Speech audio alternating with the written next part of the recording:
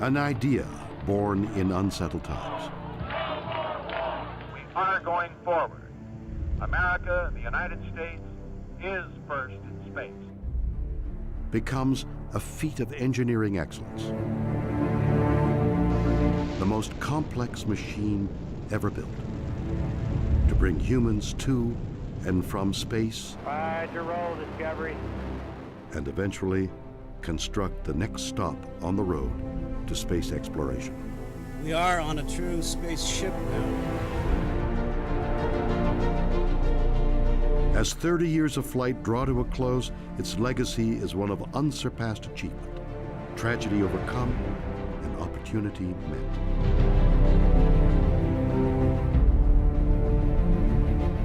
NASA Space Shuttle. Space Shuttle Endeavour is rolling out to Launch Pad 39A at NASA's Kennedy Space Center in Florida. In 24 missions, flown over 20 years, Endeavour has logged more than 103 million miles in space.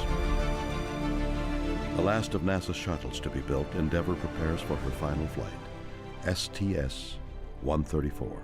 I marvel at when I see the space shuttle up close and personal, behind the panels where we have hardware, plumbing, black boxes, electronic devices, and that sort of thing. The workmanship that I see in this is astounding. And that points right at the people that do this. When you integrate all that together, it results in what I think has been a marvelous program with a space shuttle. Well before any shuttle reaches the launch pad, however, a staggering amount of work is required. The parts, plans, and people necessary to make each launch span the entire nation. One single goal is the focus: the safety of the orbiter and her crew.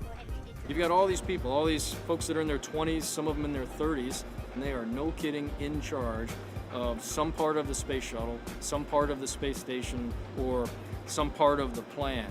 And every one of those people absolutely believes that they are the one that makes the difference on getting those astronauts back down to the ground alive.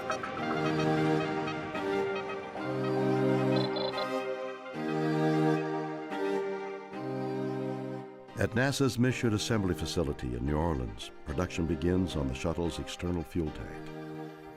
The last of 136 produced here since 1973.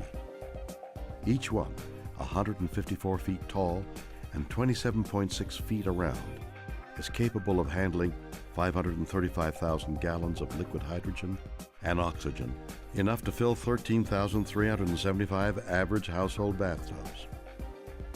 3 versions of the external tank were created during the program in an effort to reduce the tank's overall weight and allow for heavier shuttle payloads. Around the same time, in Clearfield, Utah, technicians at ATK Launch Systems start work on the shuttle system's solid rocket motors, or boosters. Fire.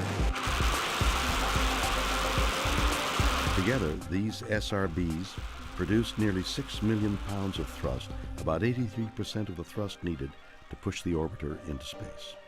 The remaining 17% is furnished by the shuttle's 3 main engines, fueled by the external tank.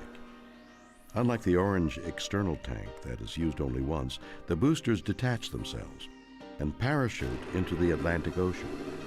They are then retrieved, refurbished, and reused on later missions. The shuttle mission's crew is assigned. Folks on there that are like my brothers and sisters. I mean, we really do get close after a year of training for a flight and having flown in space together. And there's a special bond that comes with that. Right up until launch, a shuttle crew will train in a variety of critical regimens, some basic, others specific to their mission. Simulators, safety and contingency, science experiments, and underwater in the world's largest indoor pool. STS-134 astronauts floating in actual spacesuits, trained to work